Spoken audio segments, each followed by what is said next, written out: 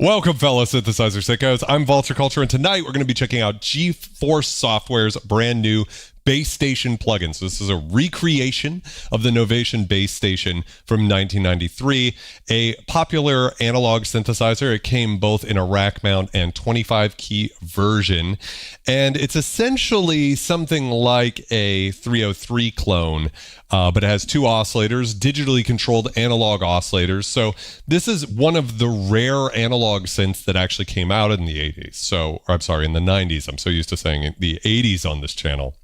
So welcome to this live stream. I think it's going to be a lot of fun checking it out tonight. Really a cool piece of plug-in gear, if you want to call it that. And of course, you can see immediately the UI is gorgeous. So the way the stream's going to go is I'm going to play a lot of presets. By the way, this preset I made is available to members of the channel already for free. So if you just go to the members section, it's got the download for this patch that I created, which is pretty beefy, right?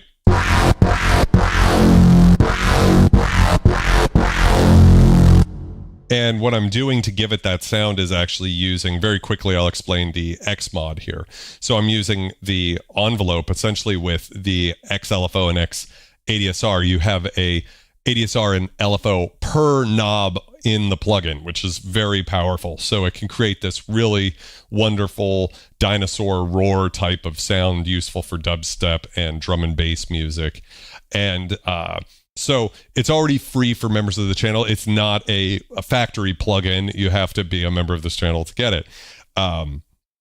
Anyways, though, what we're going to do is actually play a bunch of patches. I'm going to pull up the init patch over here. Let's see if I can get this. There we go. That's not the init patch. The first patch you would hear is called Spider Bites here. So this is how this sounds.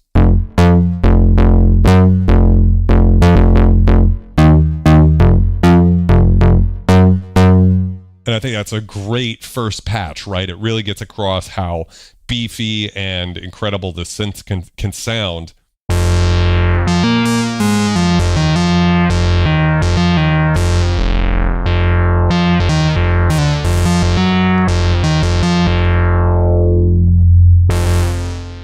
Yeah, so really kind of great, almost Juno-y type of sound. So kind of giving away that DCO heritage.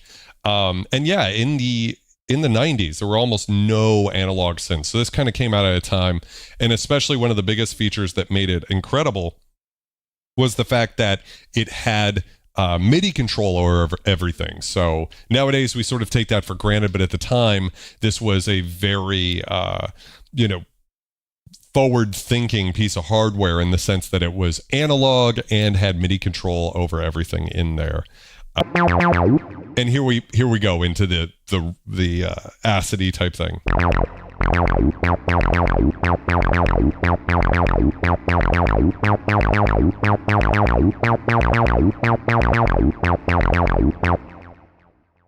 And of course, it's very easy to control what we want to do with that. We have two filters, 24 decibels per octave and 12. And so at the 12 decibel per octave, you can max out the resonance, and it's pretty tame still. That's the difference there. 12 is pretty tame. If we go to 24,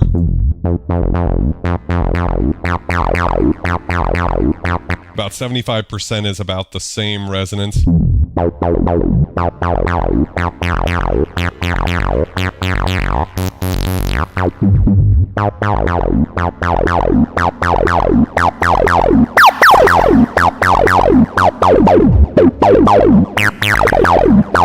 we want to go into like extreme resonance territory, we have to swap it over to the 24 decibel per octave mode.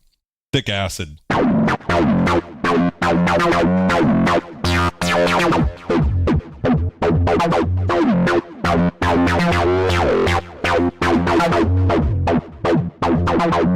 So without the distortion, you know, a 303 doesn't really sound like what we think of when we talk about 303 sounds in dance music. So that's the vanilla sound without effects.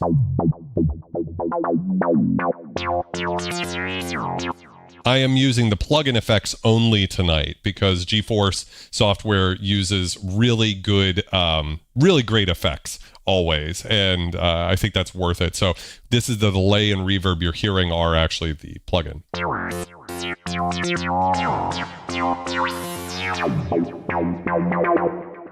Which is super cool. Industrial Lord, this is kind of like a more...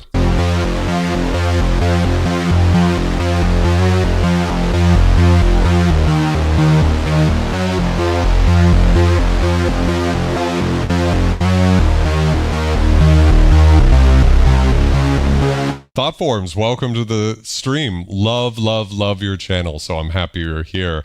Hell yeah, I was messing about with it yesterday. It is legit. I am curious to think, you know, with your type of music, which often is very rompler based, do you find that something like this is going to mix into your workflow well?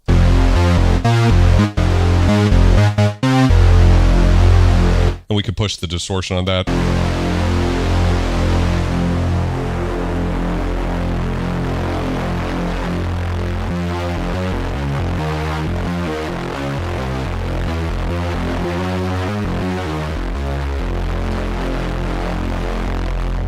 Really brutal stuff. How's it going, Kieran?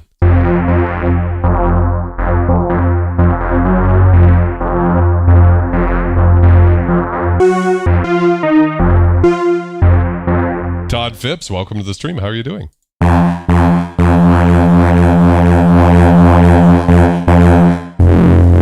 This is a really great Reese sound.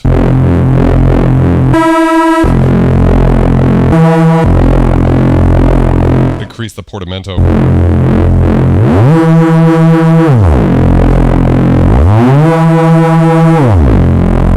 Get that wonderful Messiah sort of vibe out of it. Reese Station, so more DMB stuff. This is what inspired me to do a DMB intro for this one.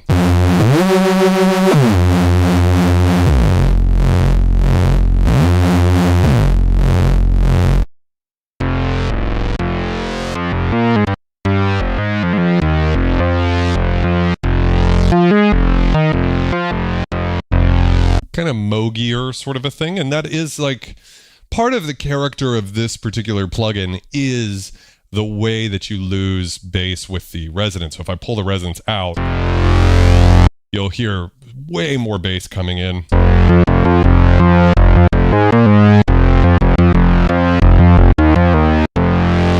Versus if I increase that resonance, you can really hear that sort of the way it loses that, which is a pro and a con, right? It's part of the sound of this plugin, and especially because you can use this plugin polyphonically, you're not limited to just, you know, one monophonic voice. That's actually very good for a lot of sounds that you can make with this plugin that you wouldn't have been able to make with a real bass station. So, Funk Station.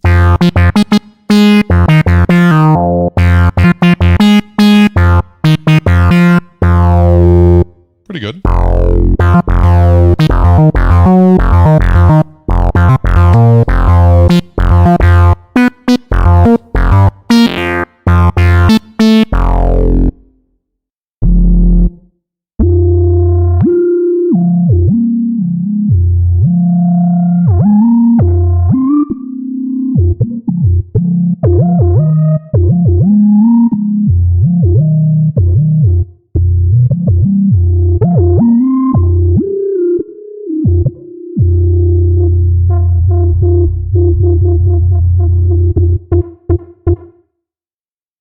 Yeah, we will do some snappy ones dub for sure. So this is a really nice.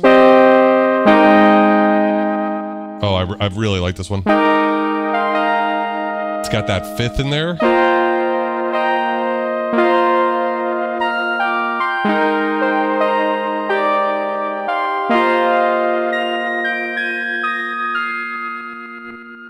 Kind of wonderful modulation character in there, phantom signals. And now we get the beautiful GForce reverb that I've complained about in the past as sounding too good, which I know is a funny complaint, but sometimes you do want a reverb to have a little bit of vintage grit to it, right? For me, I wouldn't mind if there was like a vintage knob on the reverb. However, with this plugin in particular, because of the timbre of this synth, it's got a very specific sonic signature. I am quite grateful for a beautiful sounding reverb because the synth itself, not the plugin, I mean the actual vintage synthesizer, has a somewhat grating sort of character to it, some might say.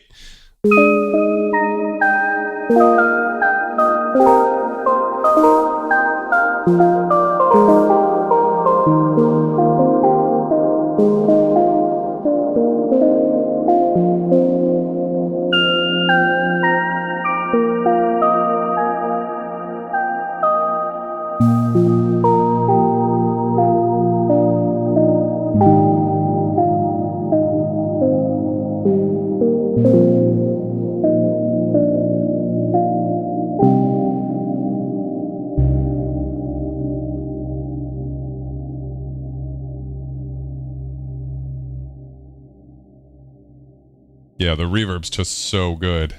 Really big fan. News Van 82. Yeah, it kind of does have that like Mogi sort of character a little bit. That's what I'm getting. Like a great value Moog.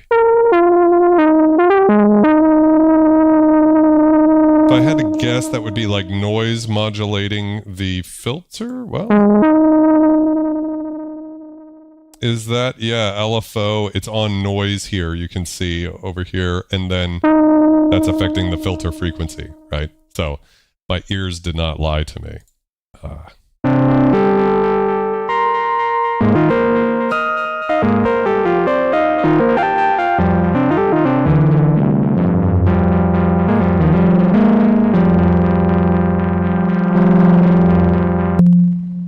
Cave crawling.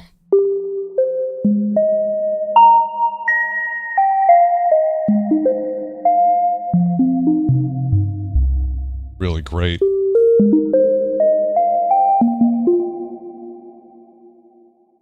Super beautiful. Yes, and it is $30 right now for the intro sale. I forgot to mention that. Link is in the description. I don't get any money for clicking the link, but it's there if you can't just Google it yourself. Beautiful.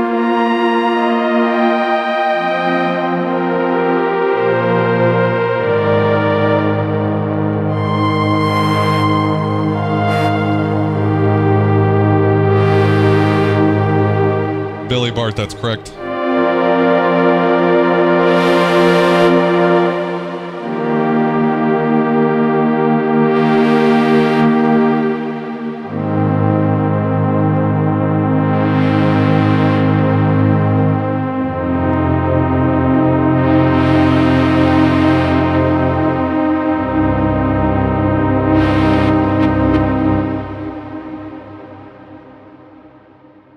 Very good. What's GBP? I actually don't know off the top of my head. Bandpass sweeper.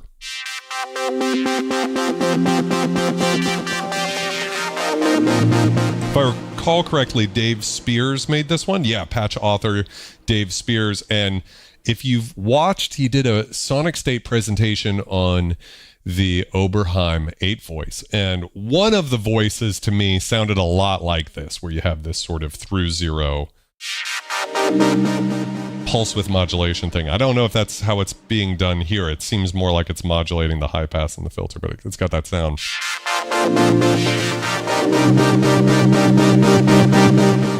Oh, British pounds? Yeah, so when I looked, it looked like $30, so correct me if I'm wrong. So, Hikari pad. So one of the things about GForce, always, is the presets are gorgeous. You know, they really show it off. I think when we get into the actual sound design, I'm going to be curious to see, because my experiments with it were a little...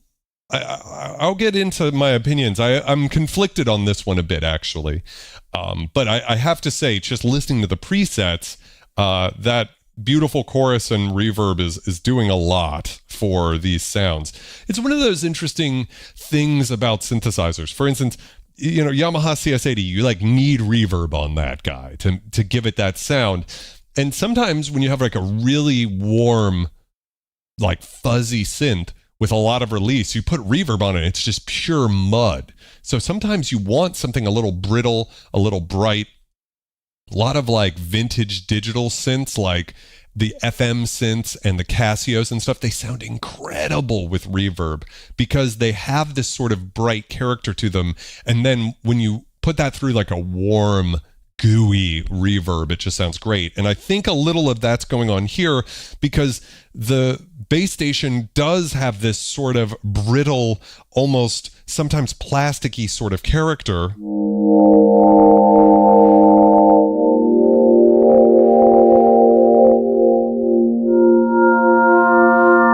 And now this just sounds gorgeous.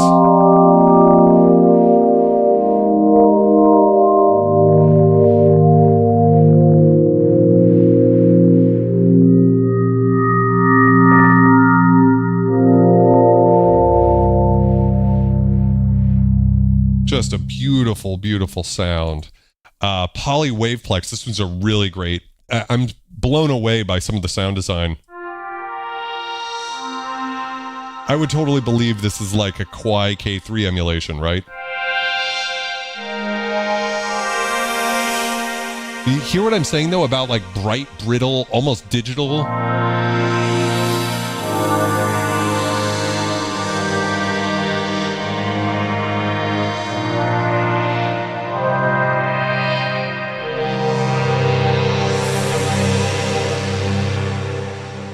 For an analog synth recreation, and GForce, I think, sets the standards for authenticity nowadays. It's a really interesting thing to hear an analog synth recreation that sounds this thin in a way. Thoughtform says it fits well in a lot of those techie atmospheric drum and bass tunes where your bass sounds moved away from the standard 808 samples. Yeah, it definitely has some great drum and bass sounds in it. And something like this almost has that sort of like Korg Triton feel. Or like the O1W with the wave shaper sort of a thing.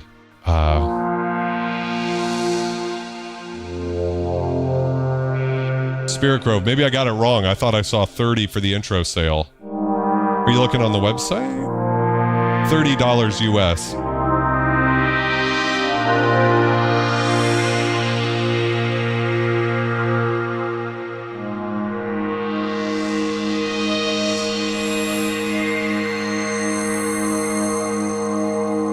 Yeah, I mean, that's the thing. GForce, a lot of the times these plugins are worth it just for the presets, right?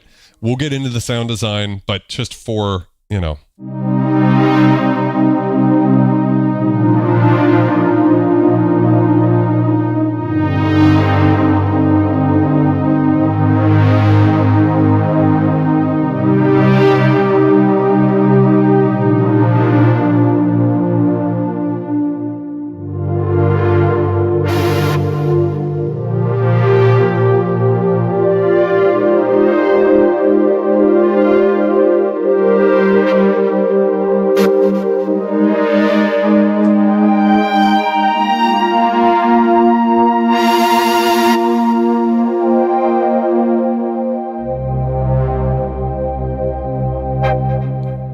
$64. Okay, so that's, you know, it is, you know, it's not Cherry Audio levels of cheap. Sorry for misspeaking earlier. I don't know where I got $30 from then. Sands of time.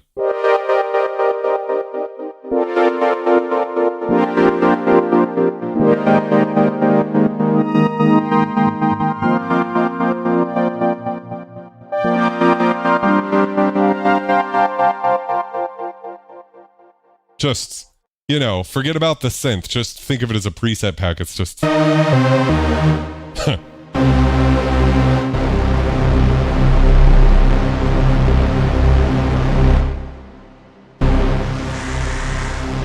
So, I mean, you can really hear what's going on with this resonance, right, when you crank it.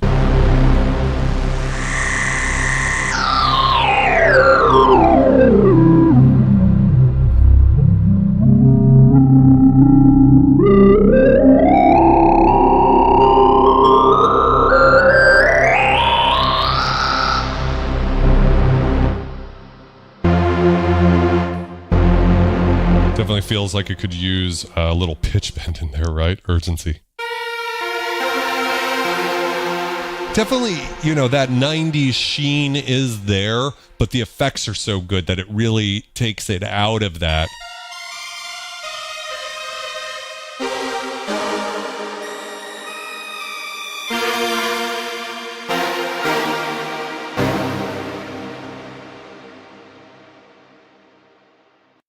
Yeah, I think there will be an interesting discussion about, you know, if you're going to buy one GForce plugin or one analog plugin, what would it be? And I'm not convinced this would be the one. I think this might be more of like a flavor plugin. Like if you've already got something that's kind of your go-to.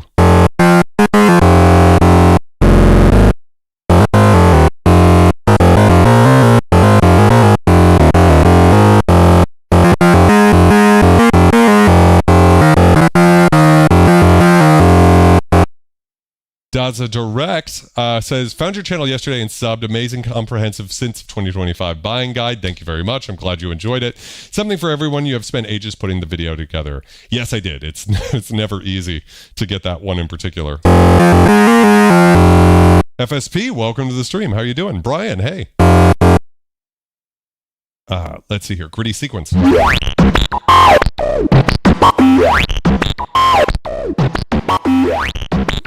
So this really shows you can take this into pretty brutal territory, right?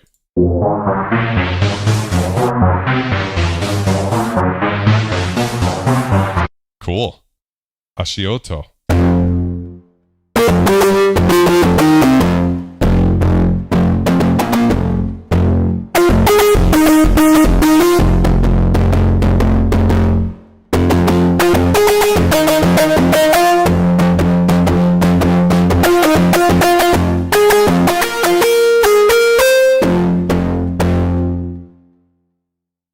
That's actually an interesting question, Emmanuel Cote. How's it going? I would imagine so. Terry Gray, welcome. Vishishi? Hello, I'm sorry. Let me know how to pronounce your name properly. Yeah, I think the non-bass sounds are really good in this too, Sean. Mighty Pinto, how's it going, my friend? I'm not 100, you know, I don't know. It's not a complaint about GForce. It's probably more a complaint about the original Bas Station, but...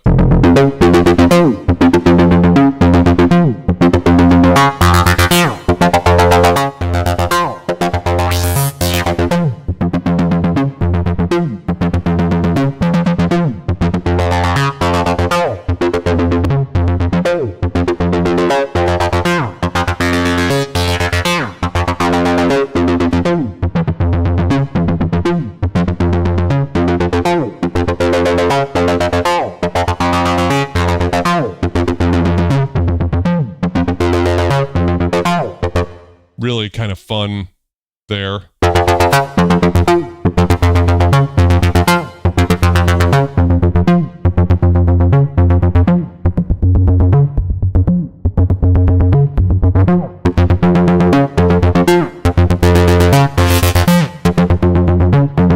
Hey, Synthonic. Thank you very much, Synth Sonic.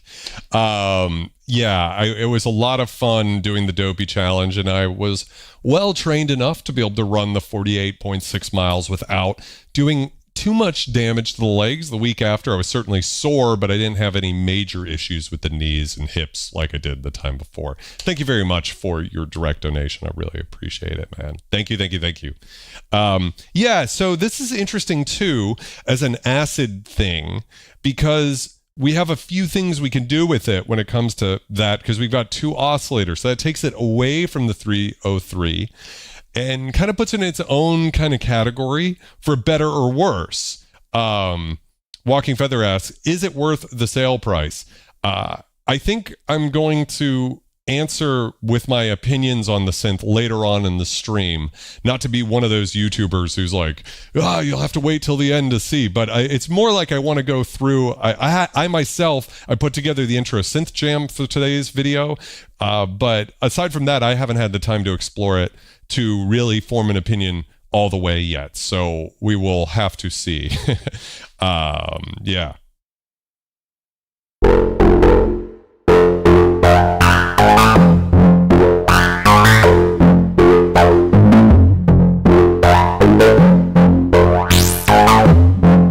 For everybody who had a Novation Bas Station, or Bas Station 2 for that matter, how would you say this compares in terms of sound? I'm very fascinated by that question.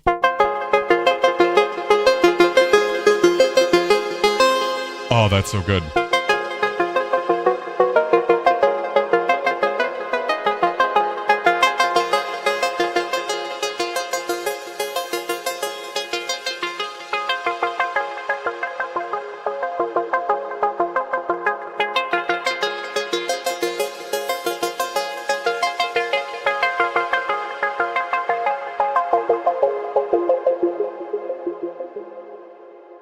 Really beautiful sound there.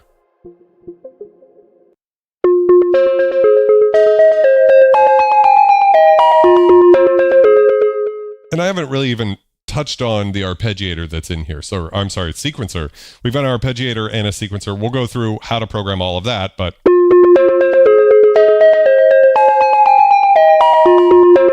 and you can see that the reason that goes up is because the octaves here, right?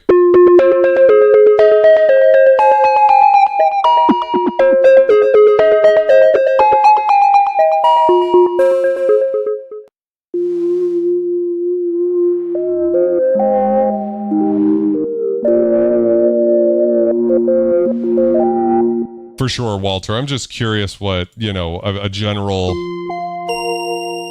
Very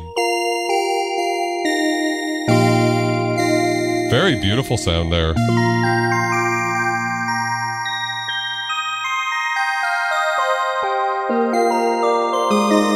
So yeah, I mean, like, just listening to it, I get that feeling of like a vintage synthesizer that kind of, I mean, this is borderline a D50 sound, right?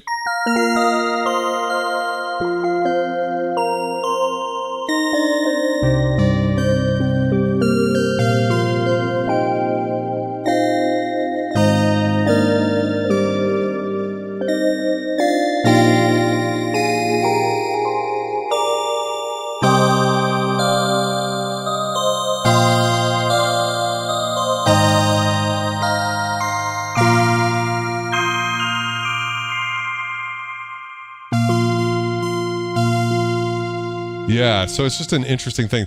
By the way, can I get a scum cheers in the chat? I just want to say a huge thank you to everybody who hangs out on this channel every Wednesday night at 9 p.m. Eastern and makes this the place to be if you're a synthesizer sicko like myself. So to all the synth sickos out there, cheers. Finding the path.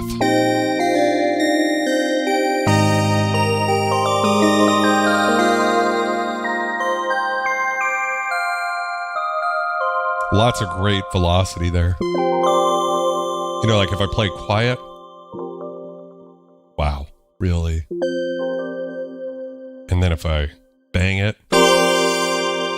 Full 80s. This is one of my favorite patches, a really great 80s patch. Cassette chorus.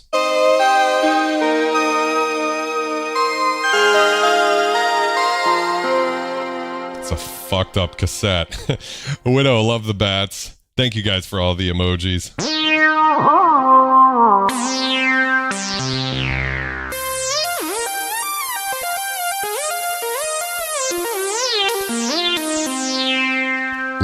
love this sort of, you know, this type of thing.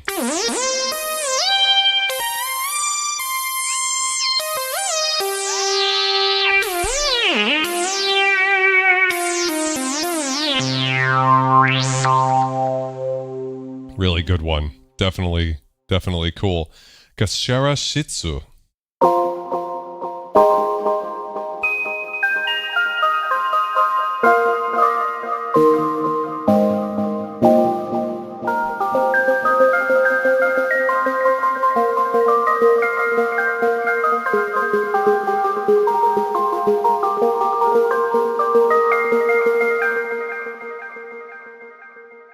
Beautiful delay, right?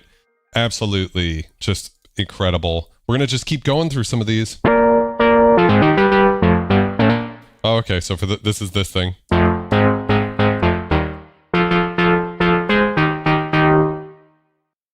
It is what it is.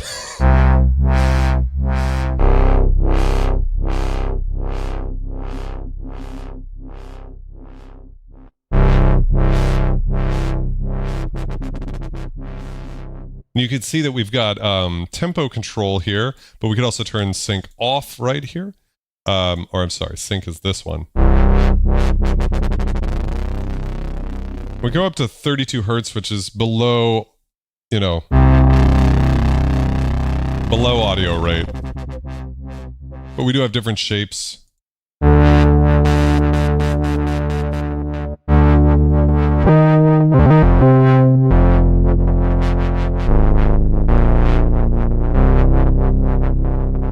I don't know if we could do a Sakuwachi. It's a very good, like, sort of starting point. So why don't we use this one, a seed, and start playing around with the sequencer. So we could go over and we've got ARP. So if we're just using the Arpeggiator, right, that's going to do what you think it's going to do. Right, and we have probability too, which is pretty cool. So if we wanted to go, you know, and change the rate, and, you know, increase the reverb to like something really big, you know, we could get these sorts of like, oh, I don't know what's going to happen types of sounds.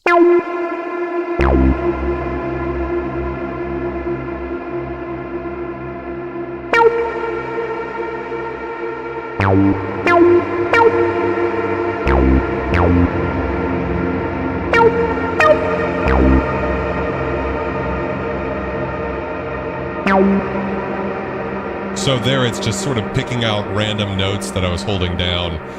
This isn't, of course, the perfect sound for this, right? I just wanted to show real quick that we do have some sort of, we could get into generative territory if you wanted to. But this isn't really what I'm interested in. I wanted to use this sound for more of a sequencer type thing. And you can see what we have here. We have accents. We have slides, which is kind of critical to that 303 thing. Probability, so we have probability per step, the octave, and then all of this. So we could draw it in manually, right?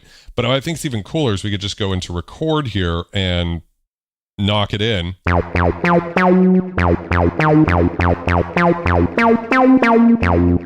And so we have our 16 steps. And we have a few different ways this could work. So we can do key, cycle, or hold. So if I do key,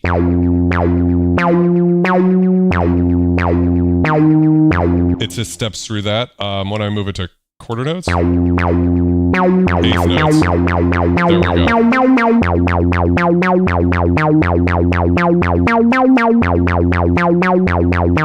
we go. And if I pick a different note, we'll get that played back. And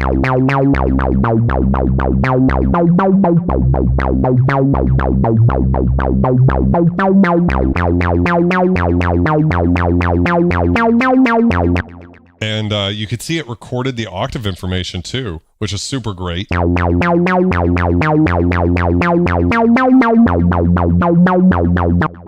And so we could get into adding some accents here on certain steps, right? And we can control how many steps there are. So in this case, like if we pick 10, right? 10 over 4 is going to give us a polymeter type thing. So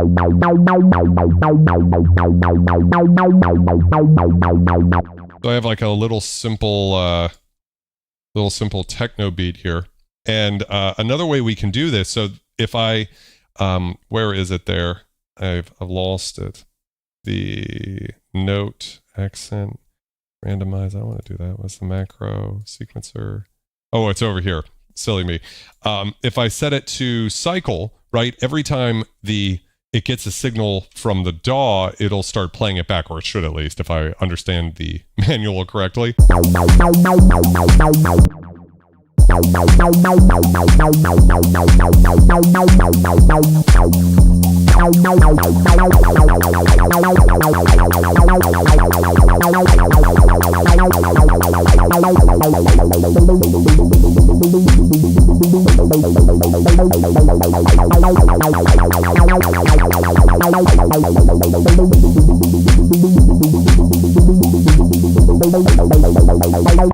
And then, of course, we could add some slides in on a couple of notes just to give it some more variety, right? And what else could we do? We could affect the probability. We could also just get rid of a couple of notes, right? So we have some rests.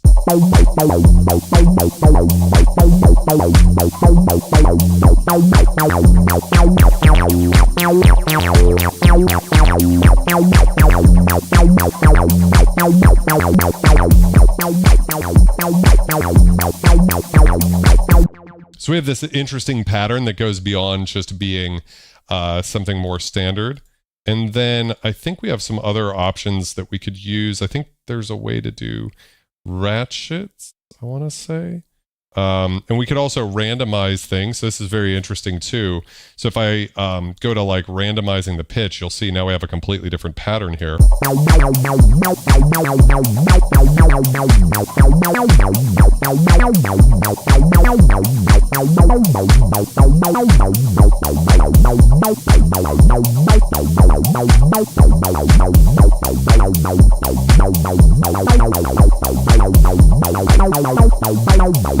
So we can get some really kind of crazy stuff out of this if we wanted. If we want to get a little atonal, right? You know? And to me,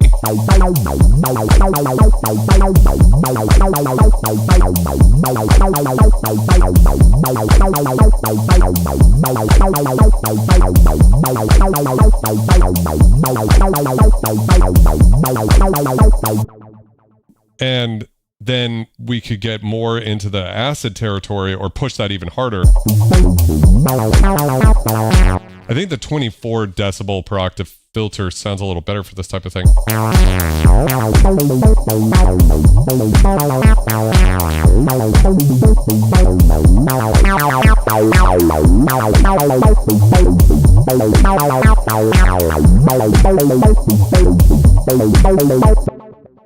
So really quick, easy to use sequencer here. And I want to talk about the distortion now for a bit, because this to me is an interesting thing. So if we kind of set this to 0 and set the tone to 50% and the mix all the way up, here's how it sounds.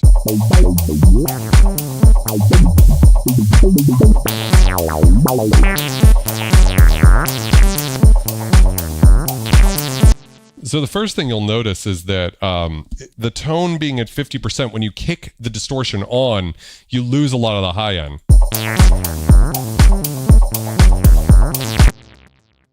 Reading the manual, looking through the different types, you've got 4 different types of distortion. You've got soft, hard, exponential, and harmonic. And that's all the explanation you get in the manual. So I'd be very curious to know if anybody from GForce is watching this video or in the future could leave a comment. What's going on with these distortions? Because they feel different than, say, the distortion in like Icon drum, for instance. It's a very specific sort of sound. And here I feel like the distortion is probably tailored to, I'm wondering if it's like a Boss DS1 type of distortion. But it's interesting, and interacting with it has been a little harder for me to get my head around. So one nice thing about it is it sort of fixes the fact, you know, the filter does get really thin.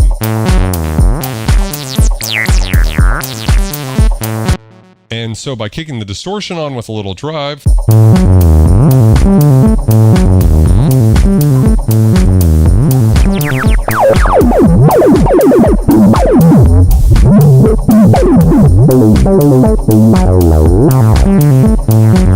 so thick, I can't even imagine turning the tone down. Very filtered, which is interesting to me. I don't know what they were going for here. Let's increase the tone.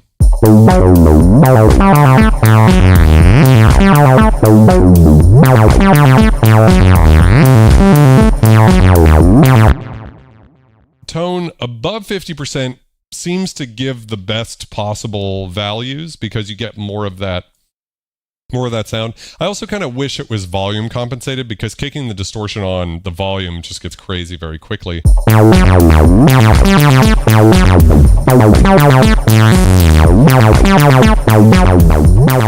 And this is the softest distortion at 28%. So things get really crazy if we keep going past that.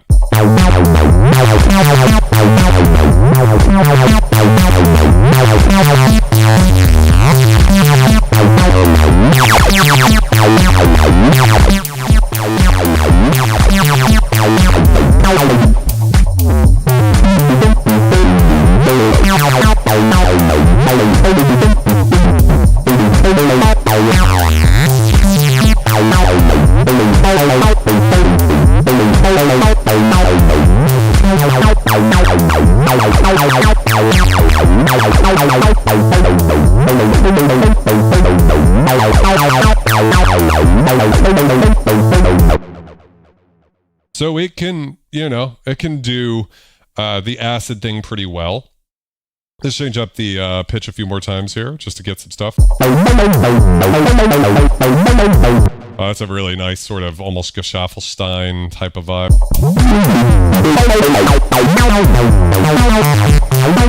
So I think you're beginning to see kind of where my frustration a little bit with the distortion.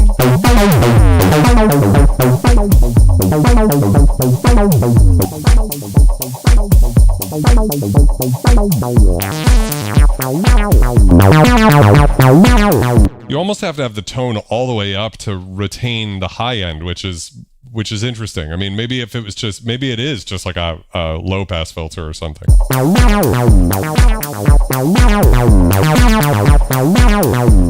It is cool that they give you a way to wet dry it.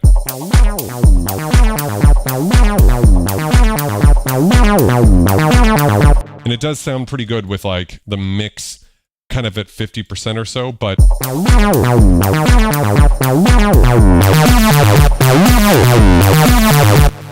it gets bees in a can harsh quickly.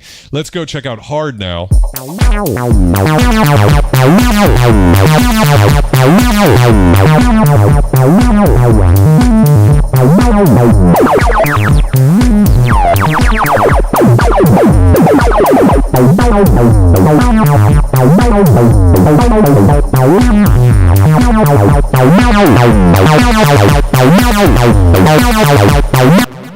So, I mean, just brutal.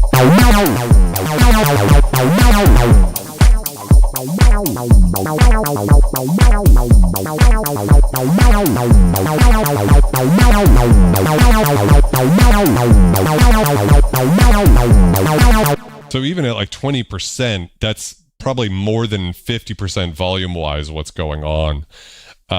So hard is very hard.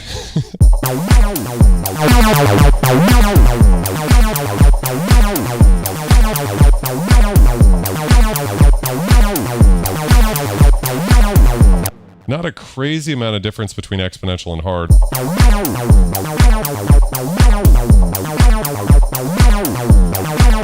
Maybe it's similar to hard, but the actual shape of the drive curve is different. If that makes sense, like at 50%, it's not pushing quite as hard.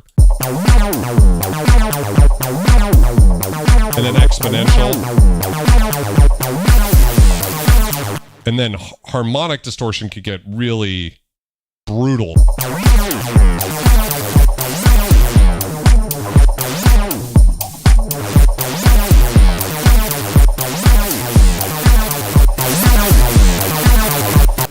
harmonic is the bees in the can setting for sure. I don't know. What do you guys think of the distortion? I think you guys have picked up on my general kind of, because anything but 100%. I guess it can kind of sound good.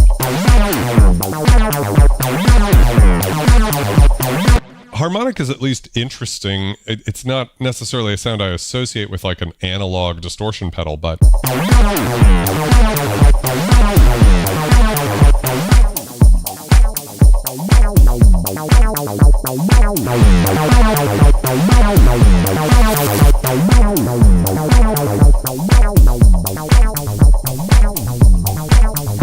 I guess if you turn the tone really low, you can almost use it as like a bass boost.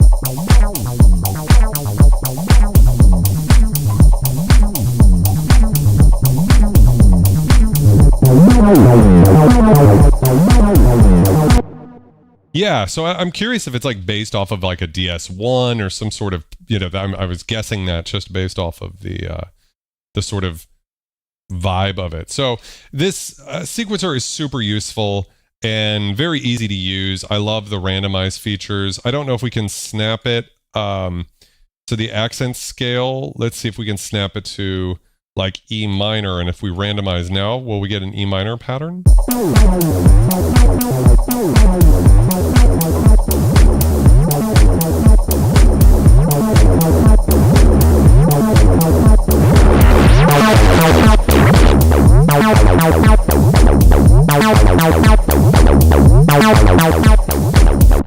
Hard to tell. Is that, what is it?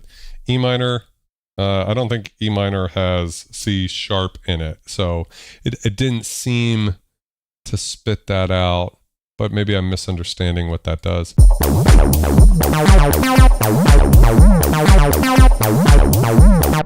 Again, if we change the pattern here, and by the way, the pattern can do stuff like we can pick, you know, different, we could set the end before the beginning like this. It's actually something you can do. So if I want to just get rid of these 4 notes here.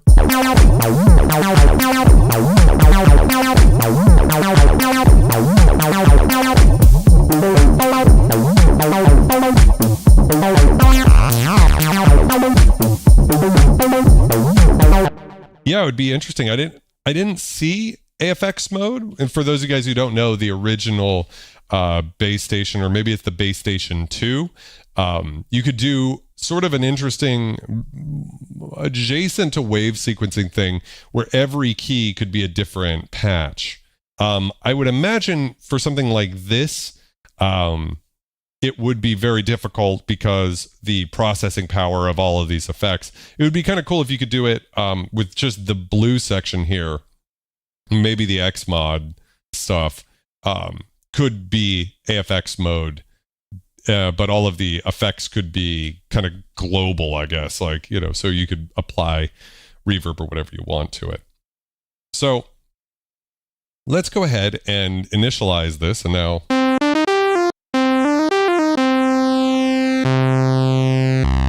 you can hear we have 2 oscillators. The oscillator mix is 50-50. So this is your biggest difference, of course, from something like, I think I was using some, I don't remember the pack, but some Ghost Syndicate drums, Mark. This is the biggest thing that's going to set it apart from a 303, because the 303's only got the 1 oscillator. So you're going to want to just set it to 50, or I'm sorry, 100% 0 if you want to go for that 303 thing.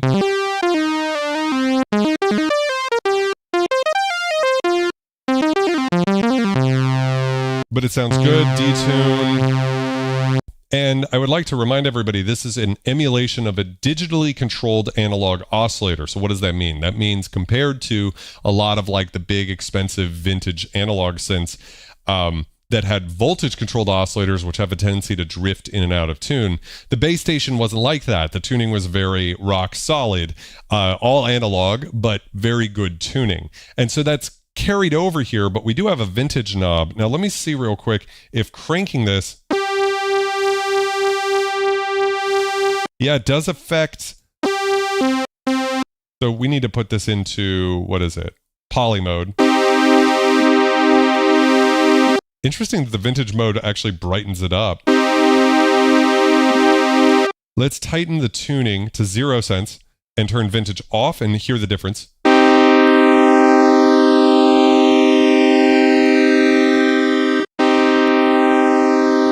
Very tight.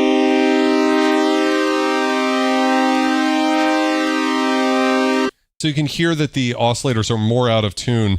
With the vintage all the way up, it's still not like crazy.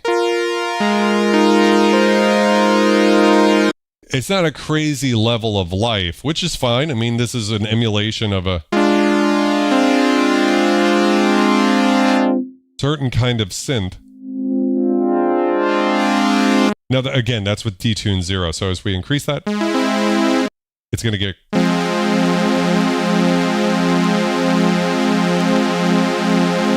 So around 20 cents.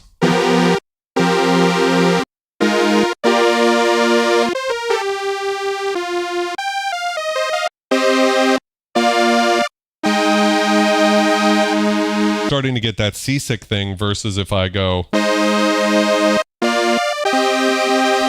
So in this case, this synthesizer, the vintage knob doesn't do as much as maybe some of the other GForce stuff. But again, I kind of like that because it's like an emulation of the actual hardware. You would not expect a DCO synth that's even pretty thwacked to be that out of tune. That's just not how a DCO synth works.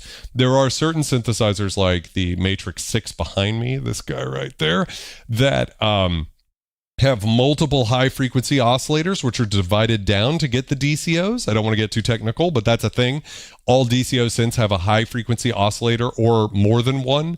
The Matrix 6 has 3, and so it can get interesting detuning artifacts or effects that are more VCO-like than a standard DCO synth because of that. Something like the Juno 106 is derived from a digital clock, a digital crystal divided down, and a single one. So there's not going to be any variations there, but something like the Matrix 6 actually, at least in theory, has the potential for that. So this sounds good.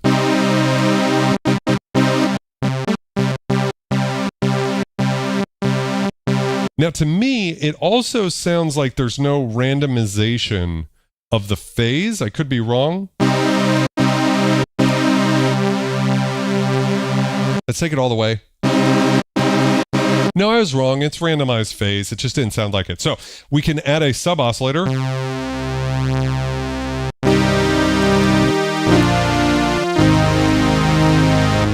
And this takes it into a really nice sort of Poly 6 Juno 60 sort of territory. We also have, we could drop that down an octave. So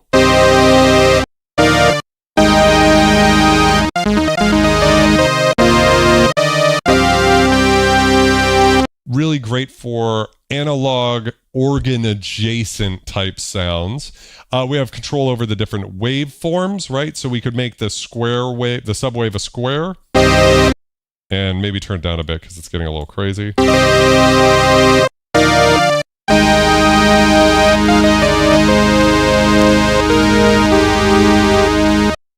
Very beautiful sound. I like it one octave down.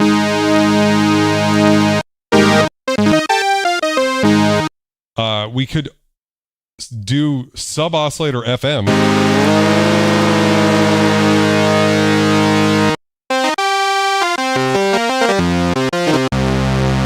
Which is super cool. If you want to get like a brighter, more aggressive sound, a 60%.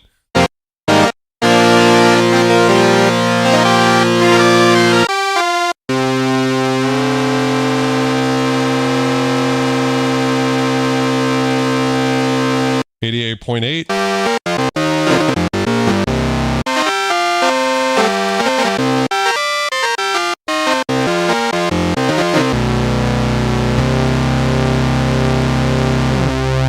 Really great sorts of sounds. We got noise.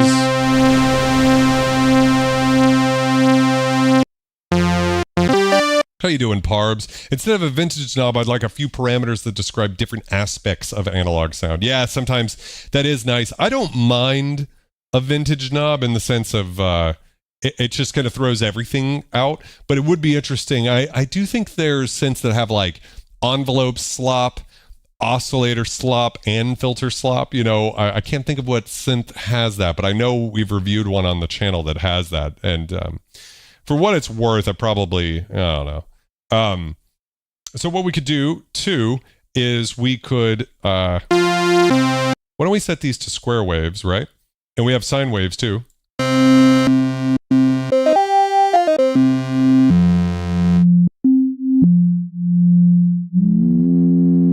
And we can do FM with these sine waves.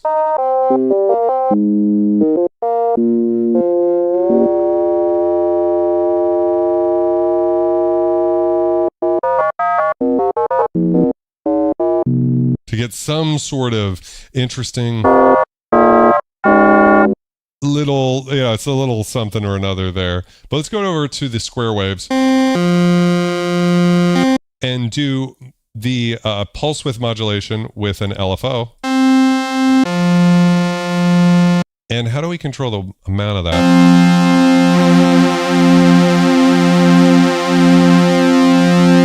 Let's turn sync off so we can get... We don't need retrig either.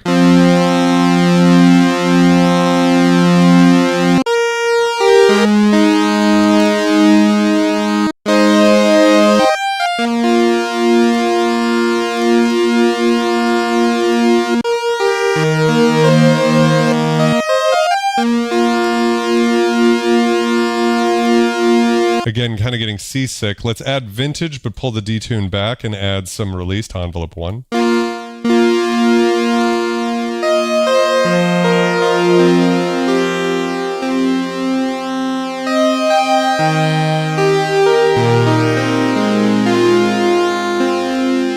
You'll notice the frequency is stopping at 12 hertz. I believe if we increase the sustain all the way and then modulate that with envelope 1, we might be able, or the envelope 2.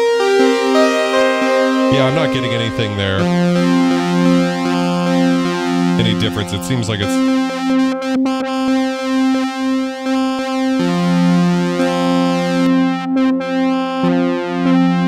Oh, interesting, and even darker.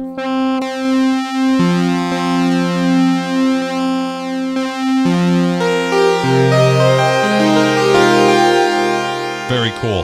So one thing we could do here too is we could, with envelope 2 here, we could modulate the pulse width with envelope 2. And so now we're using this attack, decay, sustain, release. In this case, no attack, but the decay is there. So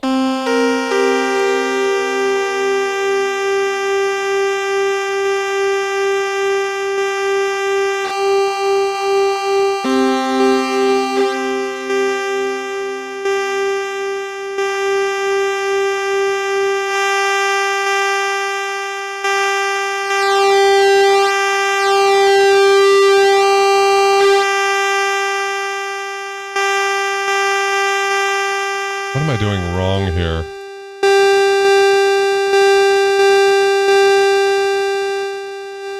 Anybody see what I'm doing wrong here?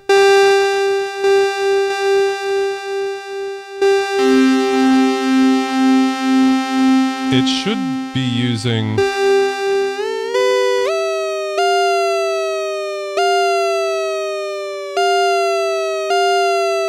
Interesting, like, see, this is affecting the pitch.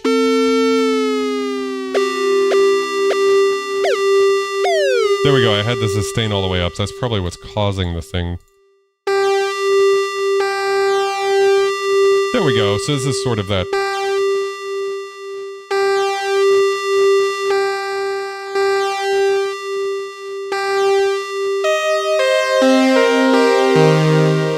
This is allowing us to get this sort of...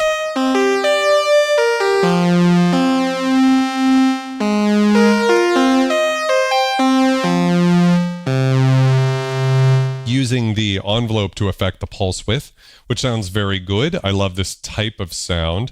Let's involve the filter now. Let's put it on 12. And we'll make it pretty dark, but increase.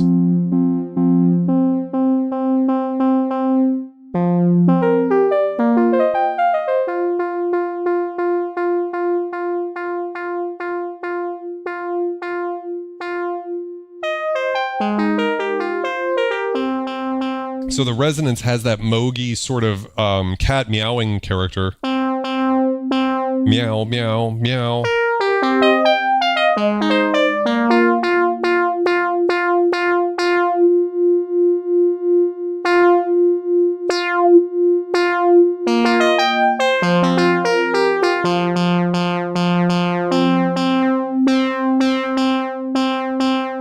I think it sounds very good.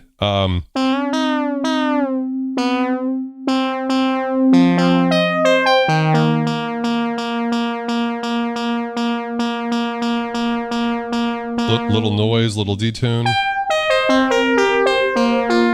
Cool sound. So we have a high pass filter. Does what you'd think.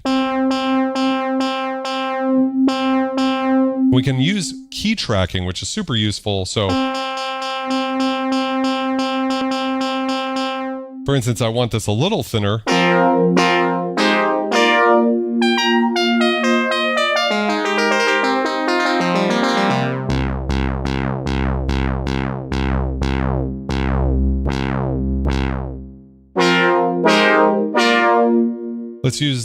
Let's slow the decay down, but add a little attack.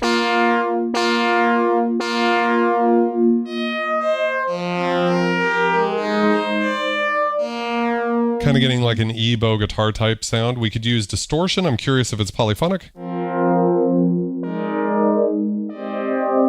I think it is.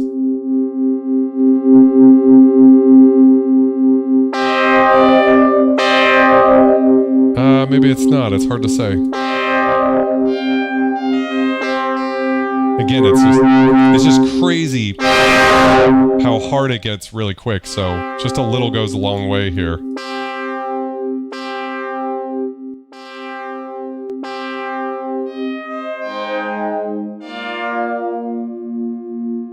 Bring it 50-50. Add some chorus. One of the smartest things about GForce, I'm going to turn the distortion off, fuck that, is that they are very good about adding in different presets. So we got different modes. I like mode 1, and a nice slow rate sounds really good in vintage.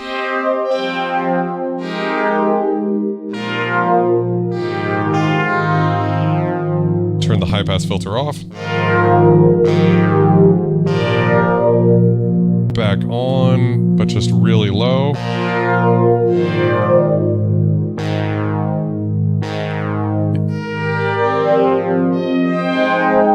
Yeah, a little less. Not too much.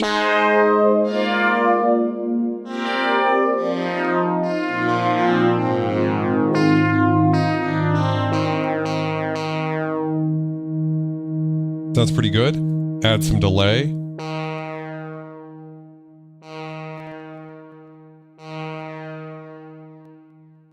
Maybe like a...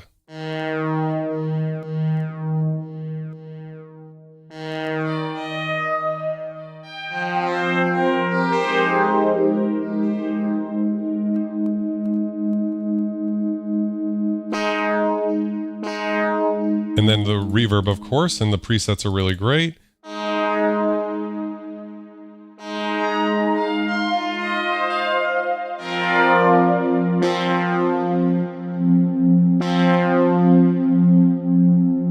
And up to this point, we haven't been using Unison, but let's kick that on. Oh, this is interesting. Unison takes it out of poly mode.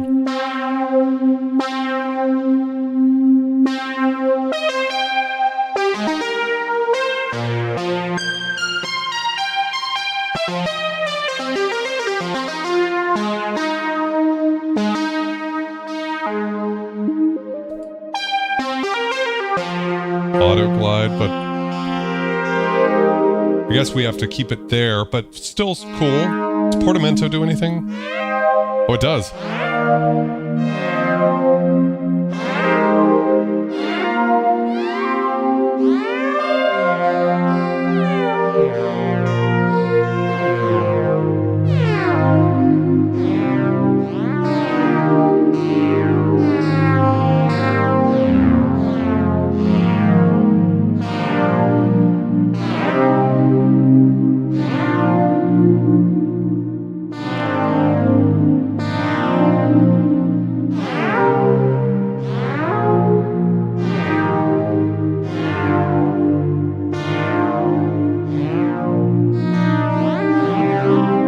Meow, meow, meow.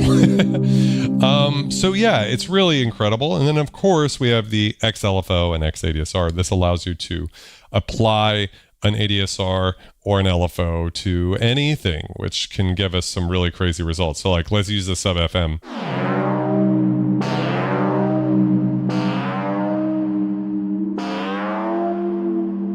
That's giving us some pretty crazy results. But if we then modulate that,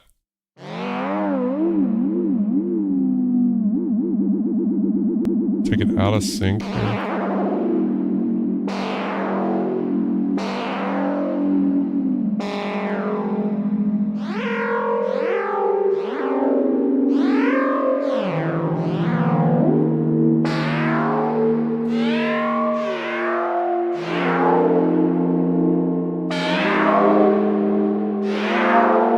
Oh, we're almost getting into whale territory, everybody's favorite synthesizer sound category. So we're kind of getting into this like interesting FM, but definitely painful.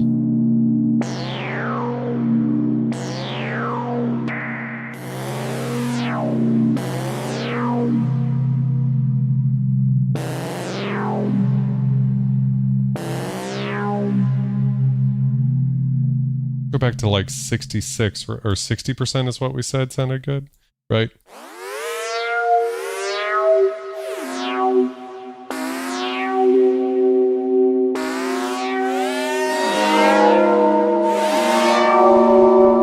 Getting these interesting harmonics. Anyways, maybe not my favorite way to do that. Let's see if we can do filter FM then.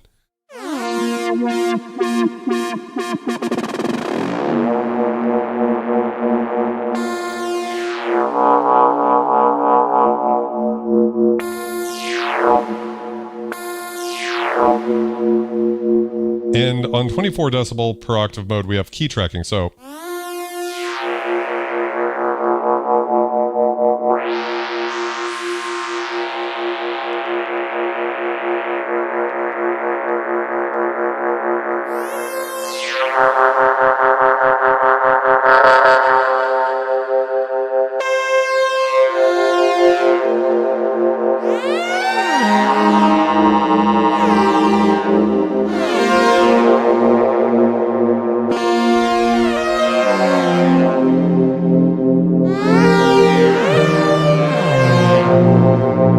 really cool sorts of, you know, atonal. What key tracking does is if I play the lowest note, the filter is going to be more closed off or darker. And then if I play the highest note, it's very bright. So if I turn key tracking off, we're going to get a different sound when I go up high. See how it kind of died quickly? That's because the filter is closing too quickly, whereas if I increase key tracking... Wow, really interesting sort of timbre there.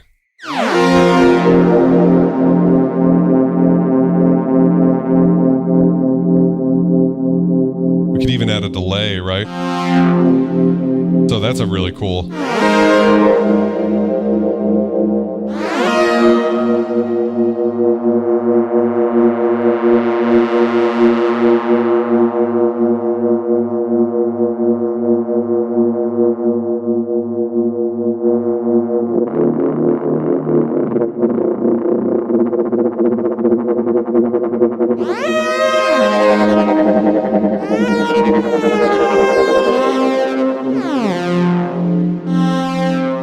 Yeah, so we're just really kind of going into some pretty crazy territory here. We could do the same thing.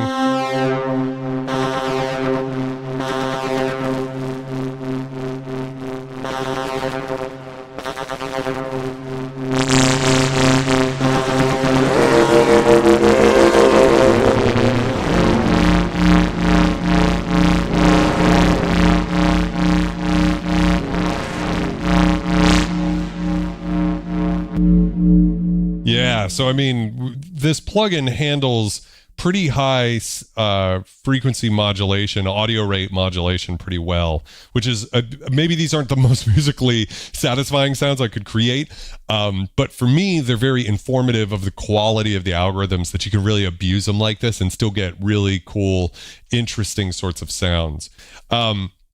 So I've done a very, very brief overview. Of course, there's so much going on. I didn't even talk about the macros, right? So you can assign macros to basically anything. So you can, and what that lets you do is if like you want to control the filter and the resonance at the same time, you just drag it and then you've got one knob, and that makes it very useful for automation in your DAW, for instance, you know. Roland SH2, got it right there. One of my favorite mono synths. I'm not really a big mono synth guy, but that one's just got a beautiful tone. I had a Jupiter 4 for a day, and I was hoping it would be sort of like a polyphonic SH2, and for me, it didn't quite sound like that. It had its own thing. It just didn't have that vibe I was hoping it would have.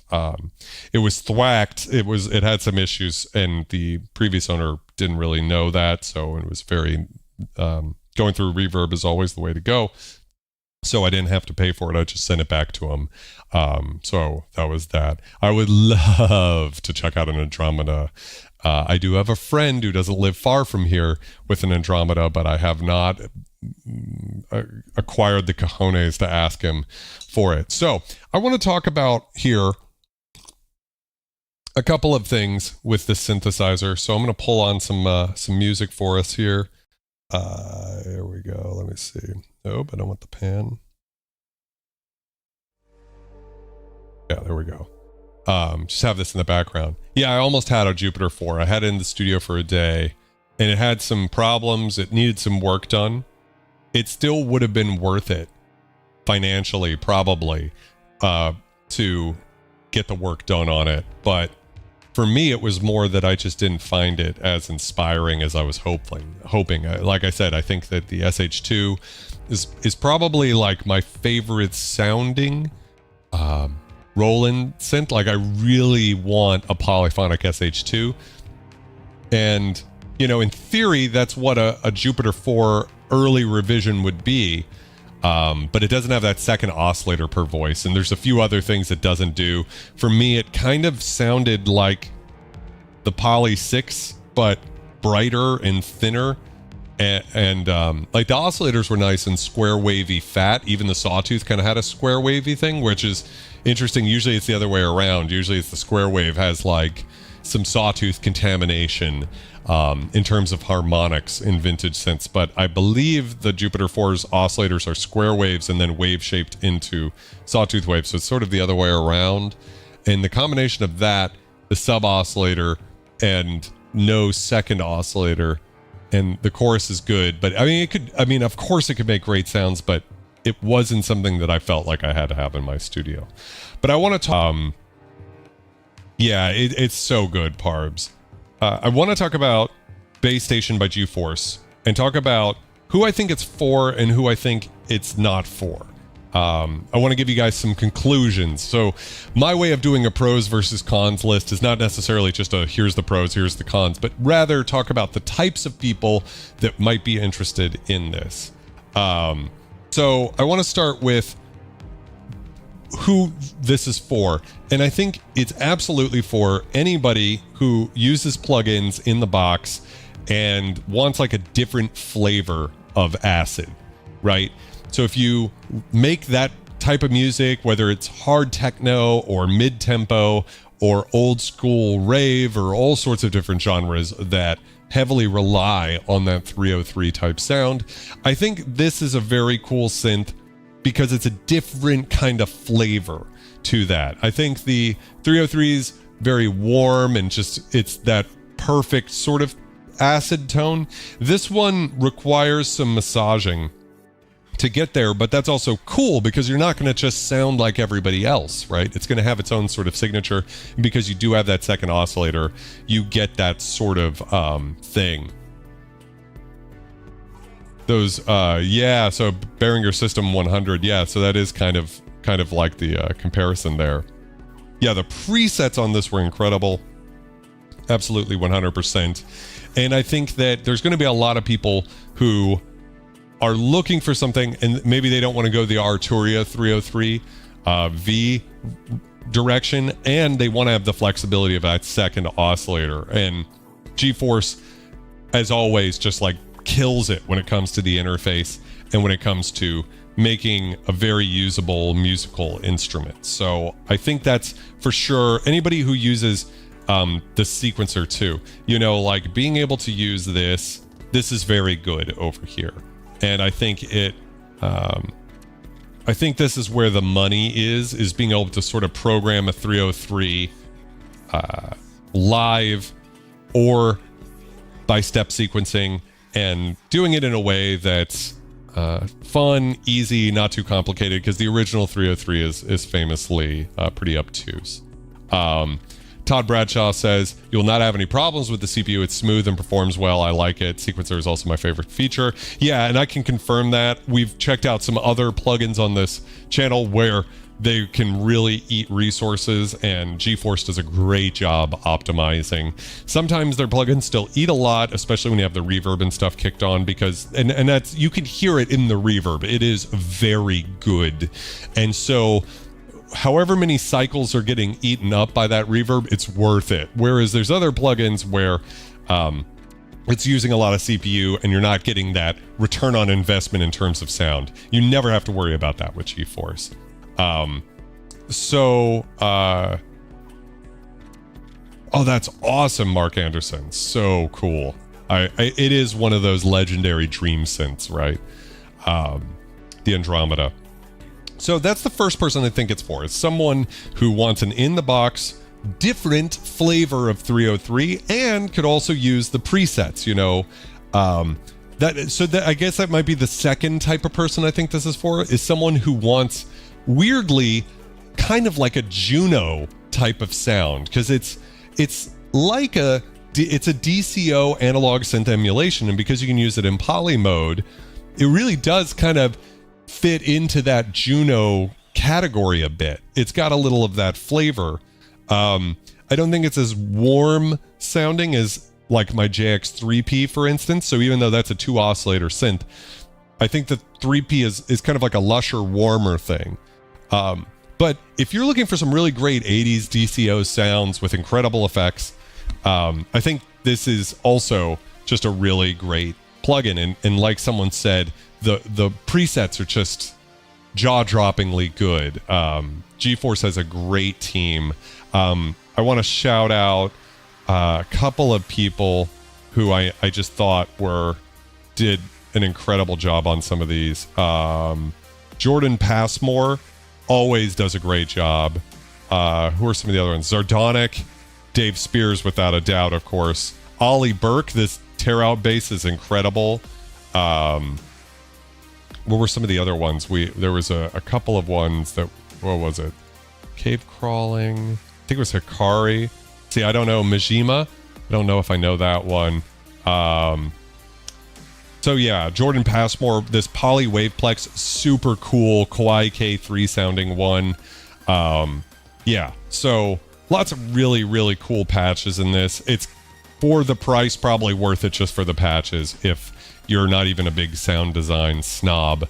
There weren't that many patches that use the sequencer, so that would be the one thing. It's not like maybe I missed them too. Maybe there are sequences.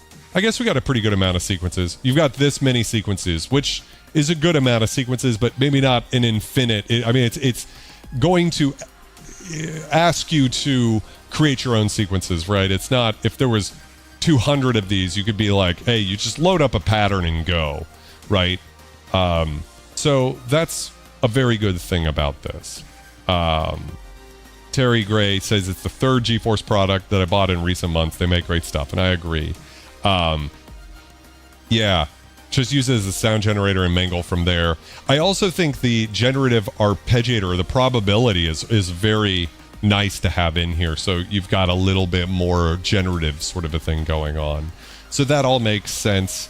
What are some other things? Yeah, I think those are like the types of people that this is for. So now I want to talk about who it might not be for. And the first one would be if you're really into the acid sound and you're looking for that type of vibe. I do think there's probably a better plugin. Like if you want a 303, you could buy a Donner B1 hardware synth for about $100, which is not that much more than this plugin, right? And then of course there's Arturia's more expensive, I think. I don't know if someone could look up what 303V is going for, but that's going to be your sort of standard 303. And I'm sure there's a million other 303 plugins out there. I can't think of another one off the top of my head. I imagine Native Instruments has done one. But the point is that it's gonna not be as 303E if you're just into that sound. It's kind of like buying a chorus pedal and expecting it to sound like a Juno 60 chorus. You're better off just buying a chorus pedal that looks and sounds exactly like a Juno 60 chorus or something like that, instead of something modern or different. This is a different flavor, and it's a more 90s flavor, which could be good if you like the retro sound of the 90s, but it's a lot more of a brittle, sometimes plasticky sort of sound, and especially because of the distortion. I mean, I think the distortion is a bit of a sticking point for me. I didn't gel with it. I'm sure it's perfect for someone out there, but for me, I don't know. Mark Anderson has 2 3Ps, 2 8Ps, 1 JX10, and a JP8000. So I have a JX10. Hopefully in the next couple of weeks, I'll be doing it on the channel. But I want to do a big video comparing the 3P, 8P, and JX10. So if anybody who wants to lend me a JX8P, that would be greatly appreciated. But, you know, just shoot me a message. Paul says, do other GForce products like OBX have a similar sequencer or effects? Similar effects, different distortion, and I'm not aware that any other product has this exact sequencer. That's another thing I will give GForce that I'll commend them for, is they're very good at adding like one real standout sort of feature to a new synth that they come out with. They won't just spit out like, oh, here's the, you know, Bas Station, right? They have this very good sequencer. Forgive me if I'm wrong, if there's, you know, some other product that has the same sequencer, but I think this is brand new to this plugin. And so the sequencer itself is kind of the standout thing. It's not so much that the, you know, analog synth side of it is the standout. I think it's the sequencer for me anyways. Yeah. And so have a good night, Jim. So I think that in a lot of ways, what you're buying it for too is the effects and the distortion and the raw sound of the oscillators and all of that. It's just going to take you into a different place than that. So I think the next person it's not for is someone who is looking for like that perfect analog synth plugin, right? One plugin to buy so you don't have to blow your life savings on vintage synthesizers, but instead can just have like an in the box sort of plugin that's going to more or less cover your bases. And frankly, this is not that to me.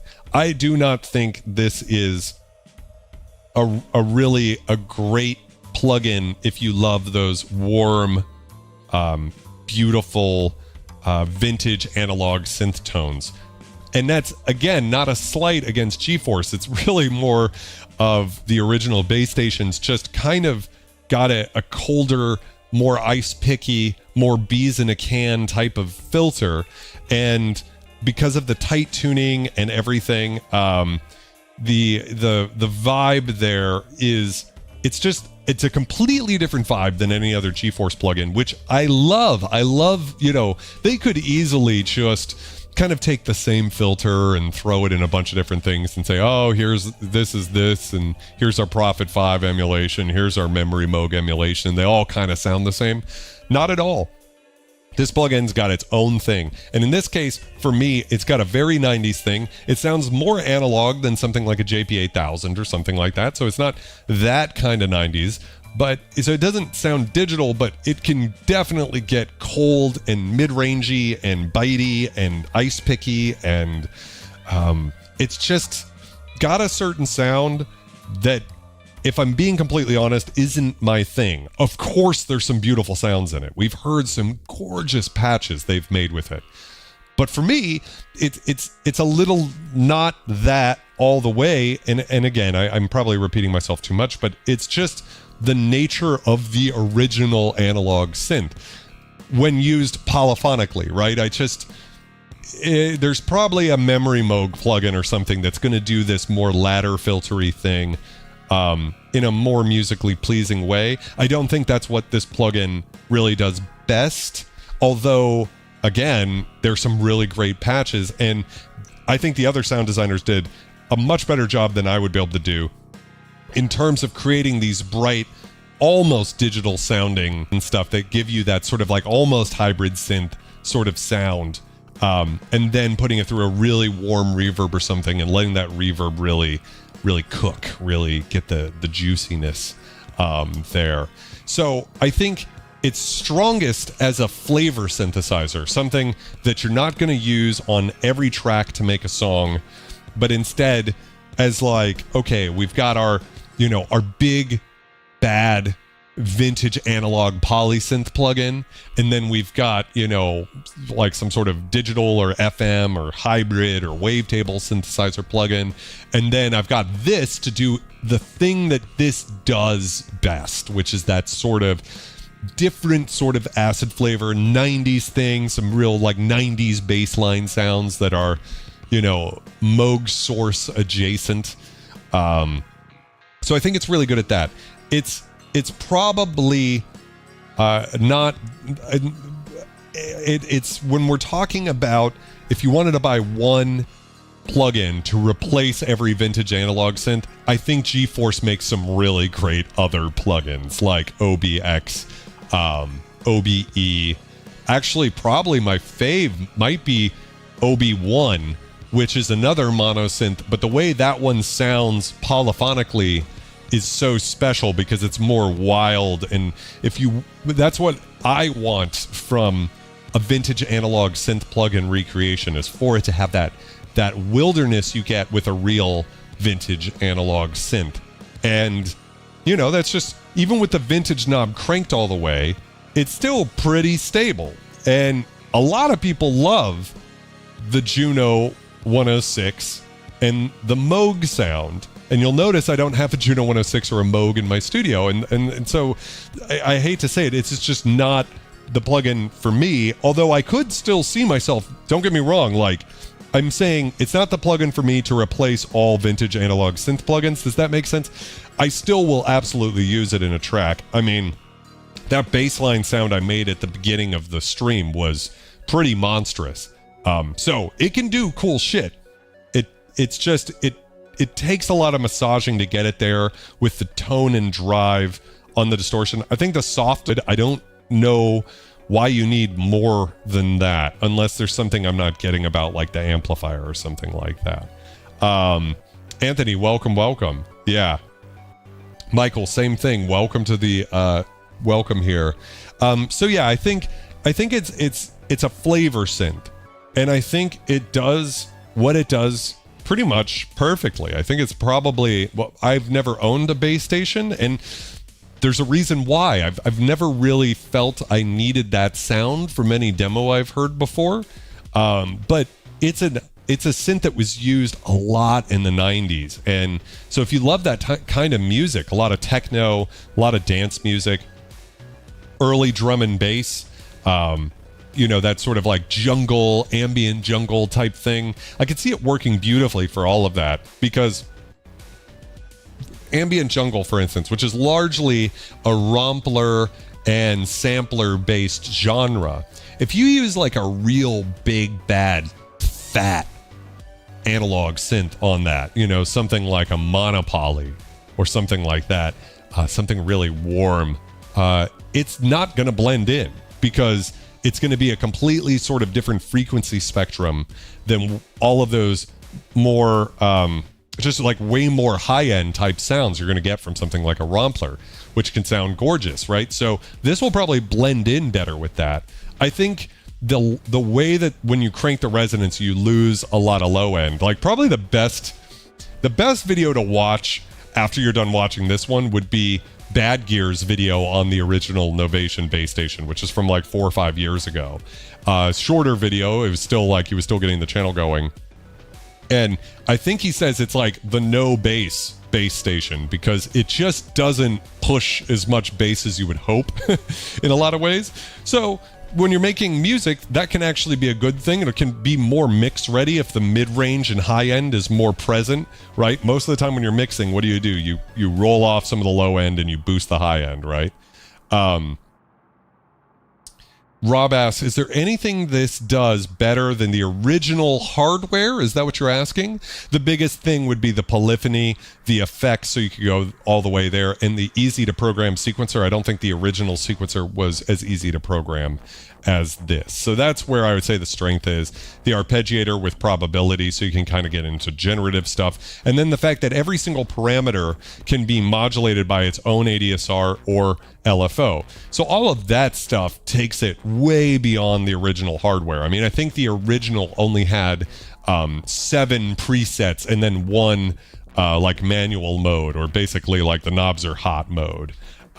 So Aquatic says it does have some very thick bass sounds in the presets. Yes, I agree. I mean, I don't know how they made it sound so great, because my experiments with it, I think you could even hear, you know, it's requires some good nuance to get those types of sounds, and maybe I'm just not talented enough, or the way I go about sound design, it tends to work better with filters that are a little different than this. So that's how I would say that. So I think that's a good sort of description of who I think this synth is for, and I know it's perfect for a lot of people out there. I mean, and don't get me wrong, I mean, when it comes to, if you're making like industrial, the distortion on this is so intense, you're never going to need more distortion than what this thing has, and the resonance is ripping, so you can do some really cool stuff. I just, for me, felt almost like a little bit lost in finding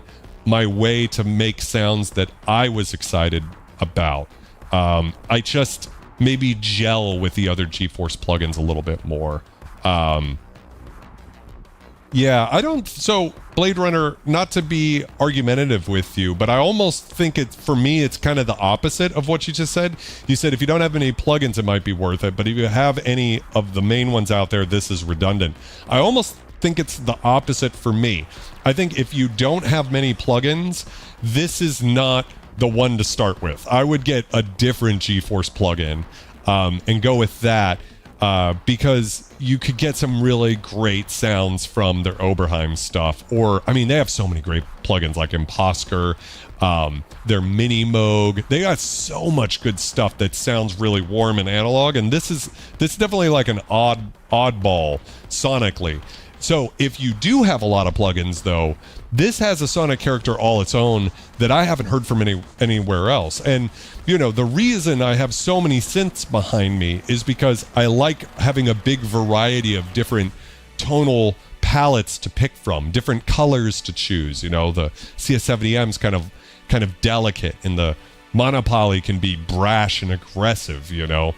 Chroma Polaris can be in your face and brassy and bitey, and then the Wave Station could be these beautiful cascading wave sequencing ambient type sounds. So that's what I want out of hardware synths, and for me, this plugin kind of is that same thing, where it's like, this is not a jack of all trades synth. This is a very specific sort of texture and sound that's perfect for certain tracks, right? Whether you're doing an acid adjacent thing, or you just want a different kind of color in your track, something that's going to be a little bit brighter, a little more metallic sounding in a good way a lot of the times, you know. It's a little bit more in that cold analog territory that synthesizers like the Jupiter 6 and stuff like have that sort of reputation. So again, Blade Runner, appreciate your comment, and I'm not trying to contradict you, but it made me think that it from my perspective, that's how I would recommend it. Is actually, it's almost like not a beginner plugin, even though it's simple enough a beginner could use it. I'm not docking at points there at all. GForce is phenomenal with that. But more tonally, I think a beginner, if you're going to have just like one plugin, I think GForce has better options for that. And then this is like really cool to have a different type of sound. Yeah, so Twin Cities, welcome to the stream. How's it going? Sadly, we have reached the end. I think this is a good place to call it for the evening. I really appreciate everybody here who makes this live stream incredible every Wednesday night. It's been just a joy. I spoke with Ian Dixon recently. I'll be on his podcast soon. I'll give you more details as that's announced. So if you haven't yet, like and subscribe. That way you can find out about all of my new content coming up. But I'm really excited to be on his podcast. We had a fun conversation. What a sweetheart of a human being. And one of the things that he said to me that I was very proud of was he was talking about how incredible the community is on this channel. And I said, you know, I don't even think I can take credit for that. It's just you guys. You guys are so intelligent and thoughtful and know synthesizers and love them as much or more than I do. And I'm just constantly humbled by y'all's support. And I'm just very thankful that I get to do this every Wednesday. It's changed my life, and I owe it to you guys. So I just want to say another thank you right here at the end of the stream. Yes, he does. Ian makes a lot of great patches. He just came out with a new set for Wave State that's based off the Wave Station patches, which is super cool. So, with all of that being said, I'll throw up a video on the screen. Continue to be excellent, you guys, and I will see you in the next video.